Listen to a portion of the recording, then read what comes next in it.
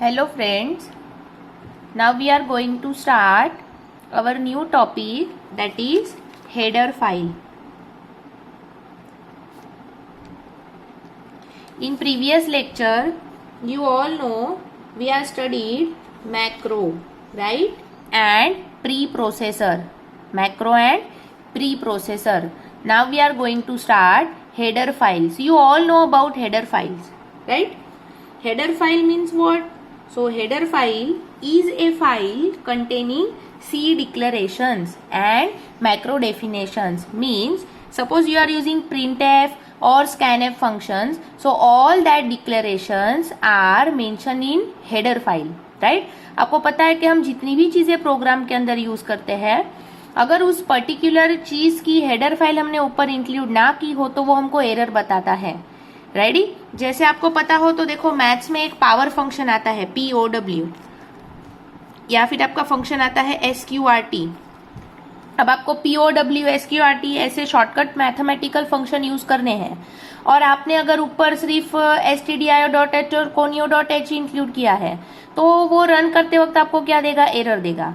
क्यों एरर देगा? क्योंकि उसको ये हेडर फाइल के बारे में, POW, SQRT ये फंक्शन के बारे में पता ही नहीं है ना, राइट? तो आपको वो एरर आएगा और क्या बोला जाएगा कि particular proper header file include करो. फिर जैसे ही आप math.h इंक्लूड कर देते हो, तो math.h नाम का जो भी आपका हेडर फाइल है उसमें ये फंक्शन डिफाइन किए हुए हैं, तो उससे क्या हो जाएगा कि आपका वो एरर रिमूव हो जाएगा.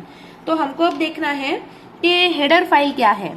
सो हेडर फाइल मैंने आपको क्या कहा कि is a file containing C declarations and macro definitions to be shared between several source files, right?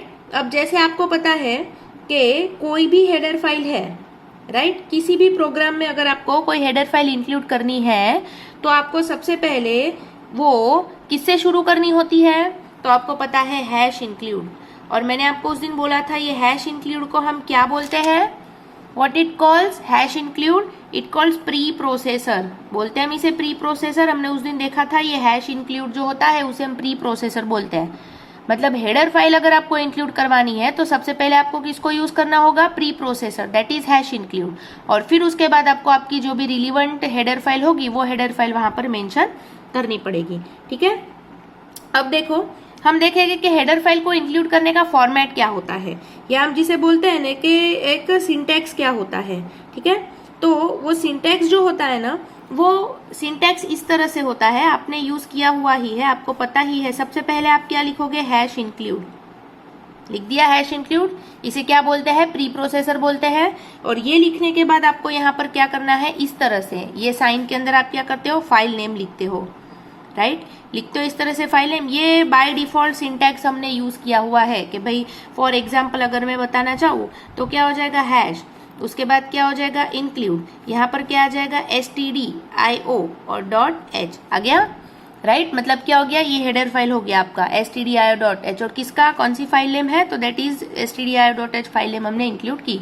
और इसका और एक भी सिंटैक्स है जो हमने यूज नहीं किया हुआ है, या हम बहुत रेयर यूज करते हैं, दैट इज आपको हैश इंक्लूड तो लिखना ही है. और अब जो आप ये साइन यूज करते थे ना, ये साइन यूज करने की जरूरत नहीं है. आप डबल कोट में भी फाइल नेम दे सकते हो. कैसे लिख सकोगे आप? Likewise in this double quote आप फाइल नेम भी लिख सकते हो. ये सिंटैक्स हमने कहीं पर भी यूज नहीं किया. आप चाहो तो कोई एक प्रोग्राम आपका रन किया हुआ जो ऑलरेडी होगा ना, उसमें ये एक सिंटैक्स ऐड करके देखना. ठीक है? तो आपको आइडिया आ जाएगा. मतलब हमारा बाय डिफॉल्ट सिंटैक्स क्या होता है कि यहाँ पर आपको फाइल नेम आपका देना जरूरी है. फाइल नेम से ही क्या पता चलेगा कि आपने जो जो चीजें यूज की है तो वो चीजें ये कौन सी डायरेक्टरी में है, या ये फाइल नेम में प्रेजेंट है कि नहीं. आया ख्याल में? ये फाइल नेम में प्रेजेंट होगी तो आपका सोर्स कोड जो है वो इजीली रन हो जाएगा. तो फिर कोई भी प्रॉब्लम आपको सोर्स कोड रन करने में नहीं जाएगी. अब आपके पास काफी सारी हेडर फाइल्स है. आपको जो कुछ पता है वो मैं बता दूं, आपने जो देखी है, जैसे कि फॉर एग्जांपल stdio.h. रेडी? उसके बाद आपने कौन सी देखी है? math.h. रेडी? फिर आपने कौन सी देखी है? तो conio.h. फिर आपको याद हो तो हमने स्ट्रिंग फंक्शन पढ़ा था ना सी में, तो हम कौन सी हेडर फाइल यूज करते थे? string.h करते थे, ये हेडर फाइल इंक्लूड. अब वैसे ही आपको अगर और कोई हेडर फाइल, मतलब जैसे कि हमने यूज नहीं की है पर काफी सारी है, कि जैसे for example ctype.h, right? ctype.h ये न्यू है आपके लिए. क्लियर? उसके बाद है आपकी टाइम डॉट एच। अगर आपको टाइम रिलेटेड कोई फंक्शन यूज करना है तो हम क्या करते हैं, टाइम डॉट एच को इंक्लूड करते हैं। उसके बाद आपका stdlib.h। क्लियर? ऐसी बहुत सारी हेडर फाइल्स है। आपको तो फॉर एग्जाम्पल देने के लिए एग्जाम में इतनी ध्यान रखो तो भी कोई प्रॉब्लम नहीं है कि stdio.h है, कोनियो है, मैथ्स है, स्ट्रिंग है, उसके बाद आपका ctype.h है, time.h है, stdiolib.h है। हाँ, अब देखिए ये सभी को क्लियर हो गया। आपको हेडर फाइल पूछा जाए कि व्हाट इज हेडर फाइल, क्या सिंटैक्स होता है, क्या है, तो ये एक तो क्लियर हो गया जो हमने ऑलरेडी बाय डिफॉल्ट देखा हुआ है, दैट इज हैश इंक्लूड वाला। क्लियर? और एक आता है आपका जिसे हम अब इसके बाद हमारा नेक्स्ट आता है, वो है आपका हैश लाइन। क्लियर? क्या आता है आपका? Hash line directive. जैसे ये हैश इंक्लूड था ना, वैसे आप हैश लाइन डायरेक्टिव से भी हेडर फाइल इंक्लूड कर सकते हो। ये आप लोगों के लिए नया है, ये हमने इससे पहले कभी देखा हुआ नहीं है, राइट? तो अब आपको इसमें क्या करना है, अब आप इसमें क्या करोगे कि जो आपका हैश लाइन डायरेक्टिव है ना, हैश लाइन डायरेक्टिव में आपको एक चीज ये देखनी है कि अब आप हैश लाइन डायरेक्टिव में देखोगे कि उसका क्या सिंटैक्स होता है, क्या रहता है। ये भी देखो आपको क्या करता है, कोई भी फाइल इंक्लूड करने के लिए हेल्प करता है, बराबर है।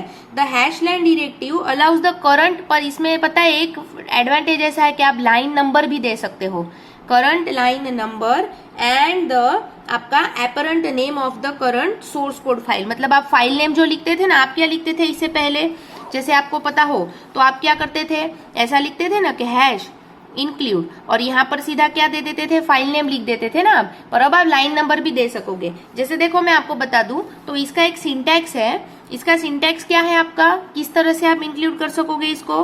तो इसका सिंटैक्स है, आपको सबसे पहले लिखना है हैश लाइन, लिख दिया आपने हैश लाइन। उसके बाद आपने क्या करना है, यहाँ पर लाइन नंबर लिखना है। मतलब जो भी आपका लाइन नंबर होगा, आपको 50 नंबर की लाइन में डालना है, 3 नंबर की लाइन में इंक्लूड करना है, 2 नंबर की लाइन में इंक्लूड करना है, आपको ये डाल देना है लाइन नंबर। और फिर यहाँ पर क्या लिखना है आपने, फाइल नेम, जो भी आपका फाइल का नेम है वो। जैसे फॉर एग्जाम्पल मैं क्या करूंगी कि सपोज मुझे ऐसे करना है तो मैं क्या कर दूंगी, हैश, यहाँ पर क्या लिख दूंगी मैं, हैश लाइन। मतलब के क्या हो जाएगा आपका, ये डायरेक्टिव आ गई हैश लाइन। अब लाइन नंबर में 50 लिख देती हूँ और फाइल का नेम सपोज ऐसा करो कि मेरे पास test.c है, तो 50 नंबर की लाइन पर ये फाइल आ जाएगी आपकी test.c।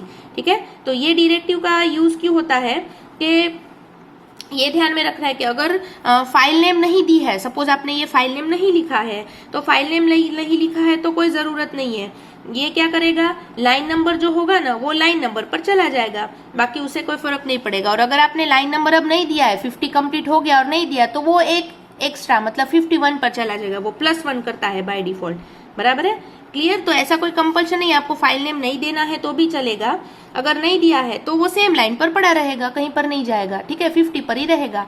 फाइल नेम दिया है तो वो 50 नंबर की लाइन पर ये फाइल नेम को ऐड कर देगा। ठीक है? आपको 2 डायरेक्टिव है, कौन सी 2 डायरेक्टिव देखी हमने, एक देखा हमने हैश इंक्लूड और दूसरी डायरेक्टिव कौन सी देखी हमने, हैश लाइन। ये हेडर फाइल में आपको 2 डायरेक्टिव खास ध्यान में रखनी है कि अगर हेडर फाइल इंक्लूड करवानी हो तो ये 2 डायरेक्टिव का यूज करके हम हेडर फाइल इंक्लूड करवाते हैं। पर मैं आपको एक चीज बता दूं